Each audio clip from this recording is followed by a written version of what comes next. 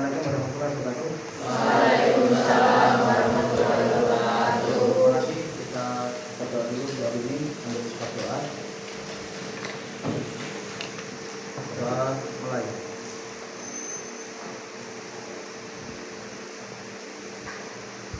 Selesai. Terima kasih. Mudah-mudahan kita semua dalam perlindungan Allah.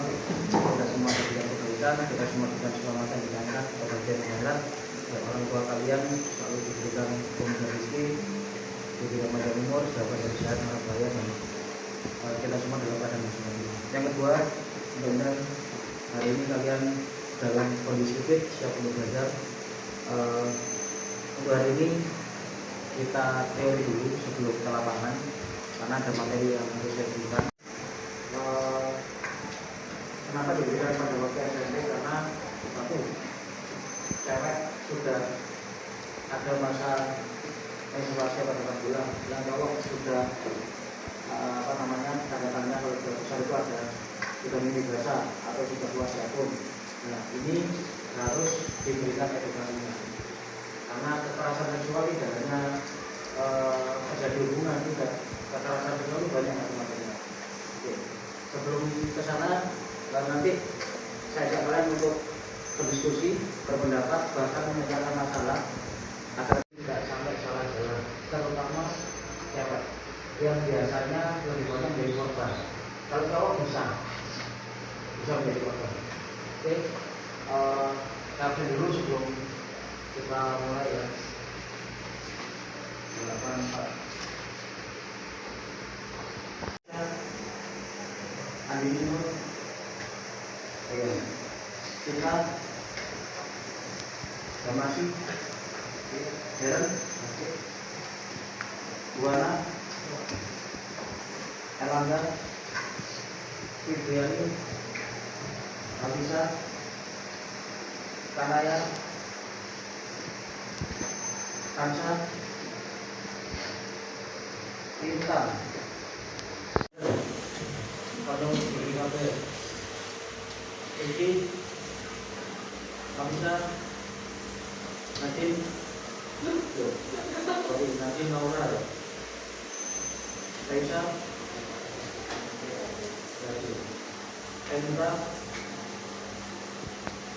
kamu kan ya? Nggak ada drama lagi. Raisa, Sekina, Siti, Isa, alhamdulillah beberapa yang pertama, nanti ketika saya jelaskan, saya berikan gambaran. Pengertian utama sambil mendengarkan, melihat setiap perbuatan yang merendahkan atau menghina, menyerang dan tindakan lainnya terhadap tubuh atau fungsi reproduksi. Fungsi reproduksi itu adalah organ tubuh yang bisa melahirkan, bisa membuat tubuh reproduksi ya. Seseorang secara paksa, kemudian ada ancaman, ada manipulasi itu pembohongan atau penipuan. Kemudian ketika kekerasan seksual itu terjadi, pasti ada yang lebih dominan dan ada yang dikuasai. Ketika orang lemah, ini menjadi korban dulunya. Orang lemah, contoh ketika di tenaga kerja asing banyak korban orang Indonesia menjadi korban kekerasan. Karena apa? Dia menjadi pembantu. Yang memperkosa dia apa? Bosnya sendiri. Karena bosnya lebih kuasa daripada pembantunya. Yang ketiga, sing cowok melakukan kekerasan seksual, ternyata buktinya sing dalam artian sing ngejak hubungan badan sing cewek itu tidak bisa, karena ada suka sama suka. Tidak bisa dikatakan memasukkan hukum kekerasan seksual. Pelecehan seksual atau kekerasan seksual ada 3 di sini. Kalau yang saya bahas ada non fisik, ada pelecehan fisik dan pelecehan fisik. Contoh, ketika kalian berjalan, terus ada yang bilang cewek cantik, itu sudah termasuk kekerasan seksual. Atau kalau bahasa Surabaya ini, ketika bukan jalan, terus ada perlawanan kayak gitu. Itu karena warnanya seksi ya, itu termasuk catcalling, biasanya catcalling ya, atau pelecehan. Yang kedua adalah fisik. Nah, ini yang kekerasan paksaan. Ketika kalian dipaksa dipegang tangannya, ada yang satu anak cewek, kemudian cowoknya itu karena senengi, merasa memiliki, belum jadian ya, terus memaksa, ayo kok dia aku pacaran dia, dipaksa pegang tangan saja, itu juga kekerasan fisik. Sentuhan.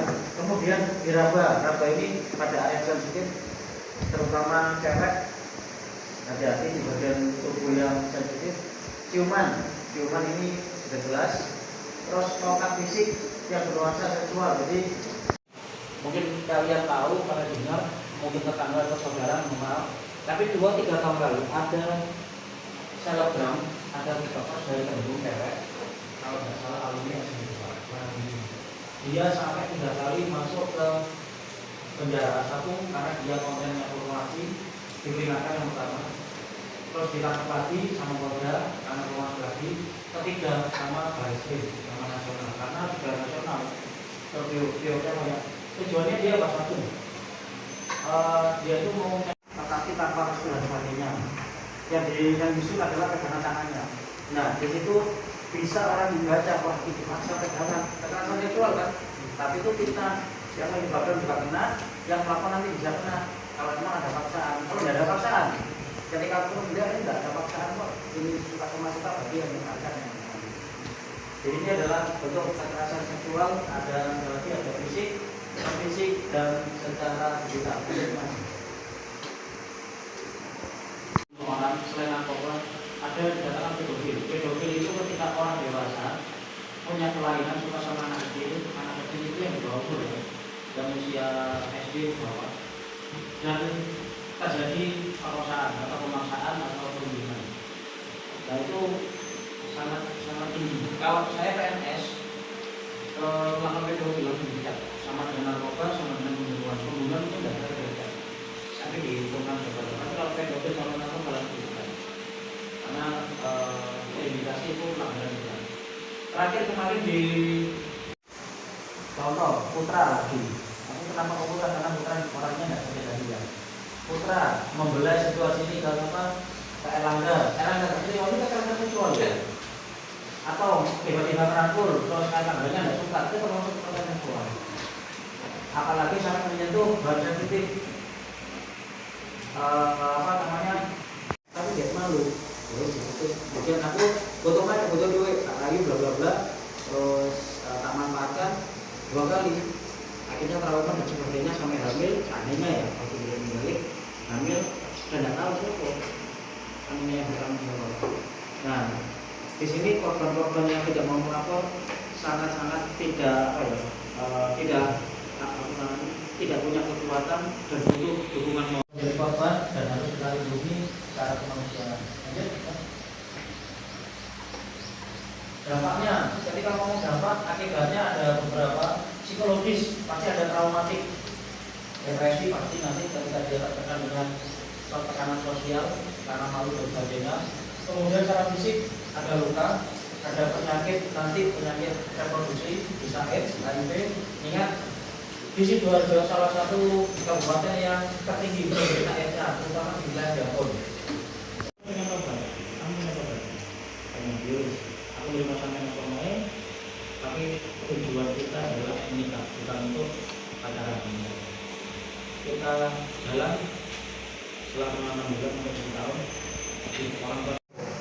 Kalau saya bilang kalau bisa sendiri, ya tadi itu saya kasih satu persen 2/3 tinggal tidak ada karena saya sudah menerima kondisinya dia, alkohol dan sebagainya. Terus saya angkat lagi modulnya, ternyata dia melakukan kedua kali sudah dapat cewek, tolong dilindungi. Korban kebanyakan cewek, korban cewek, dan cowok kebanyakan loh. Mengapa korban takut melapor? Yang pertama, sebagian besar kasus kekerasan seksual yang terjadi di masyarakat tidak pernah sampai ke ranah hukum. Yang pertama adalah malu dulu, rasa takut akan penyalahan korban. Kedua, untuk persetujuan. Contoh, ketika pacaran boleh pegangan tangan boleh. Kalau tidak boleh, kalau tidak. Kalau kalian cewek bilang sudah, ya sudah. Tapi kalau saya sudah memaksa, kalau untuk masalah sudah berbentuk sensual, terus apa namanya, termasuk pembicaraan yang kualitas itu ketika kalian komunikasi dan perasaan orang lain membiarkan orang itu kualitasnya sangat rendah.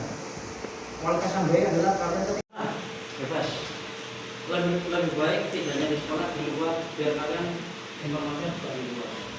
Terus yang penting bila saya ngajak ketika kalian ada bawa HP, kalian harus bisa bercerita apa yang kalian lihat, kalian dengar selama ini tentang kekerasan seksual.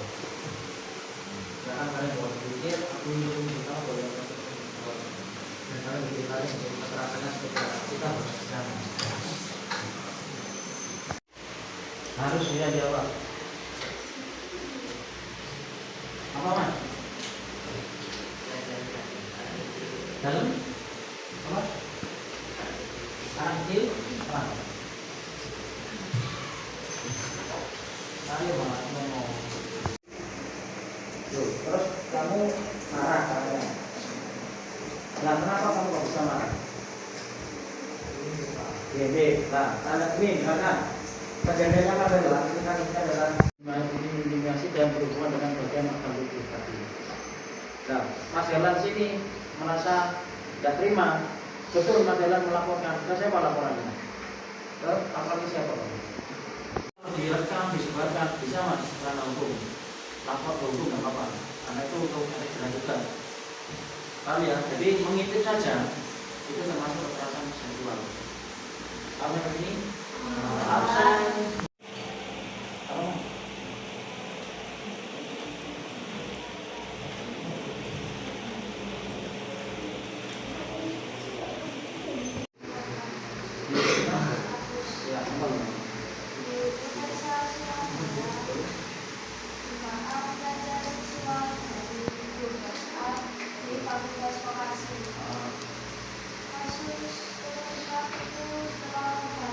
Kita nggak tahu. Nah, yang tahu kita bertiga. Itu keluar, ada yang baca dan dilakukan kita. Apakah itu bentuk termasuk kekerasan seksual? Karena tidak ada tujuan dari kita. Kecuali saya bertiga bahas. Kamu tahu yang namanya Agus Buntung itu? Nah, Agus Buntung itu kekerasan seksual karena dia menipu, memanipulasi dan orangnya itu mau berkelompok lah. Akhirnya dihipnotis, akhirnya hipnotis atau bahasa Jawanya didendam, mau dan sebagainya. Bahkan seorang yang cacat pun bisa mempengaruhi korban, tidak orang yang normal. Nah itu di dunia kasus. Jadi tidak hanya di dunia. Bulan Februari sampai Juni jadi aksi ini itu melibatkan 27 orang pria. Awalnya dari pelaku utama Desa Rakim 3 tahun yang ada korban. Terus keluarganya ajakan sehingga dikoordinasikan BPA. Menghindari terjadinya kekerasan seksual di sekolah. Atau kamu sendiri kan, apa yang kamu lakukan untuk menghindari tersebut? Entah saya kamu jadi korban atau menjadi pelaku. Kamu pernah jadi korban ya? Apa buahnya menjadi pembinaan yang masuk tadi itu? Ayo, apa yang bisa kamu lakukan untuk menghindari tersebut? Silakan sama-sama yang bisa, kamu aja. Ayo mas, ya. Apa? Satu. Materi kekerasan seksual di kesehatan reproduksi, mudah-mudahan ini bermanfaat dan kalian sampai umur dewasa nanti kalian tidak ada yang menjadi korban atau yang menjadi pelaku atas kejahatan seksual. Apapun yang terjadi di luar itu adalah sebuah pengalaman buat kita, pembelajaran buat kita dan kita tidak terjatuh di jalan yang sama. Oke, kita udah dulu sebelum kita selesai. Mudah-mudahan kita menjadi manfaat,